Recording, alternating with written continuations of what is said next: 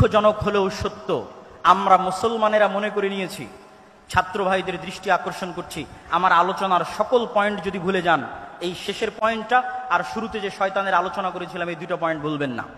আজকের শেষের এই পয়েন্টটা মনে রাখার চেষ্টা করবেন। আমাদের মধ্যে অনেকেই মনে করে আমি বাংলাদেশে ইসলাম কায়েম করে ফেলবো। কিভাবে ইসলাম কায়েম করবেন? সবাই যদি নামাজি হয়ে যায় ইসলাম কায়েম হয়ে গেল, সবাই যদি পর্দা করে ইসলাম কায়েম হয়ে গেল। জি না, ইসলামের সবচেয়ে বেসিক এলিমেন্ট, সবচেয়ে মূল ভিত্তি হচ্ছে সত্যবাদিতা, ন্যায়পরায়ণতা। বাইতুল মুকাররমের মধ্যে নামাজি মানুষ মারামারি করতেছে, বাইতুল মুকাররমের মধ্যে যার দাড়ি আছে, টুপি আছে, পাঞ্জাবি আছে, সে মারামারি করতেছে। তার মানে কি? তার মানে সে ইসলামের বেসিক এলিমেন্ট সম্পর্কে জানে না। সে মনে করেছে ইসলাম মানে সালাত, সে মনে করেছে ইসলাম মানে হজ, সে মনে করেছে ইসলাম মানে পর্দা। কিন্তু ইসলাম মানে আগে ন্যায়পরায়ণতা, আগে সত্যবাদিতা।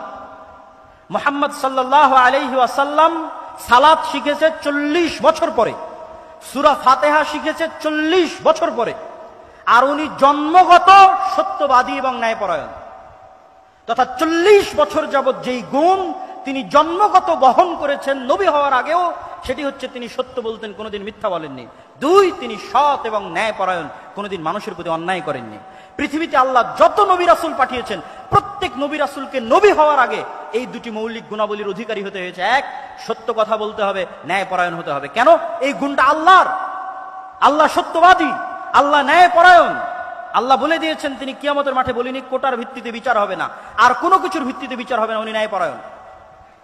তিনি বলেছেন, ইন্নী হারামতু যুলমা আলাইয়া, আমি আল্লাহ আমার উপর অত্যাচার করাকে হারাম করে নিয়েছি। এই যে পৃথিবী সৃষ্টি করে দিলাম, গেম ওপেন করে দিলাম, সফটওয়্যার ডেভেলপ করে দিলাম, এখন এখানে প্লাস আর মাইনাস পয়েন্ট বাড়তে থাকবে, কমতে থাকবে। মনে করেন শেয়ার বাজার যে মেরে নিয়ে গেছে ওর হয়েছে প্লাস প্লাস প্লাস, আর যার মেরে নিয়েছে ওর হয়েছে মাইনাস মাইনাস মাইনাস। এখন কিয়ামতের মাঠে আল্লাহ যদি এই প্লাস মাইনাসকে ক্যান্সেল করে জিরো না বানাতে পারেন, তাহলে আল্লাহ নন, নাউজুবিল্লাহ। এটা তার দাবি যে তিনি ন্যায়পরায়ণ। মানে পৃথিবীতে যা অন্যায় সংঘটিত হয়েছে, মানুষের সাথে তো বহু দূরের কথা, পশুর সাথেও যা অন্যায় সংঘটিত হয়েছে তা তিনি মিটমাট করে দিয়ে পৃথিবীর রেজাল্ট করবেন জিরো। পৃথিবী যখন শুরু হয়েছিল তখন জিরো, আর পৃথিবীতে মানুষ যা অন্যায়, অনাচার, মারামারি, কাটাকাটি, ঢাকা বিশ্ববিদ্যালয়ে একজনকে অন্যায়ভাবে হত্যা করা হলো, ওই বিষয়ে রাসূল সাল্লাল্লাহু আলাইহি ওয়াসাল্লামের একটা হাদিস শুনেন। রাসূল সাল্লাল্লাহু আলাইহি ওয়াসাল্লাম বলছেন, লাউ ইজতামা আল ইনসু ওয়াল জিন, সারা পৃথিবীর সব মানুষ আর সারা পৃথিবীর সব জিন মিলে যদি একজন নিরপরাধ মানুষকে হত্যা করে, তাহলে আল্লাহ সুবহানাহু ওয়া তাআলা সারা পৃথিবীর সব মানুষ আর সব জিনকে জাহান্নামে নিক্ষেপ করতে 2 বারও ভাববেন না, চুল পরিমাণও চিন্তা করবেন না। এটাই তার ন্যায়পরায়ণতার মাপকাঠি, তিনি ন্যায়পরায়ণ। তাহলে ইসলামের মূল শিক্ষা কি? ইসলামের মূল সারমর্ম কি? সত্যবাদী হওয়া, ন্যায়পরায়ণ হওয়া। গত 15 বছর যে ফ্যাসিজম প্রতিষ্ঠিত ছিল, এই ফ্যাসিজমে হাজারো ওসি, লক্ষ ডিসি, লক্ষ এসপি, নামাজি, হাজি, দরবেশ, সে মনে করেছে সালাত ইসলাম, কিন্তু সে তার দায়িত্বে ন্যায়পরায়ণ নয়। সে যে একজন ওসি হিসেবে সে ন্যায়পরায়ণ দায়িত্ব পালন করেনি। ডিসি, সচিব হিসেবে, এসপি হিসেবে, এসিল্যান্ড, সাব রেজিস্ট্রার তার পদের সাথে আমানতের খেয়ানত করেছে। অর্থাৎ সে ইসলাম বুঝে না। সে যতই সালাত আদায় করুক, যতই সিয়াম পালন করুক, সে বুঝে না ইসলাম কি। রাসূল সাল্লাল্লাহু আলাইহি ওয়াসাল্লাম বলেছেন, সাবআতু ইউদিল্লুহুমুল্লাহ ইয়াওমা লা দিল্লা ইল্লা দিল্লুহ, 7 শ্রেণীর মানুষকে আল্লাহ কঠিন কিয়ামতের মাঠে বিশেষ ছায়া দিবেন। তার 1 নাম্বার, আলেম নয়, হুজুর নয়, তাহাজ্জুদ গুজার নয়, পর্দাশীলা নয়, ইমামুন আদিল, যে তার দায়িত্বে ন্যায়পরায়ণ প্রিন্সিপাল, ওসি, ডিসি, প্রধানমন্ত্রী, প্রধান উপদেষ্টা, ন্যায়পরায়ণ সমন্বয়ক জান্নাতে যাবে। আরেকজন তাহাজ্জুদ গুজারের পূর্বে, আরেকজন সালাত আদায়কারীর পূর্বে। ন্যায়পরায়ণতা হচ্ছে ইসলামের সবচেয়ে বড় মাপকাঠি।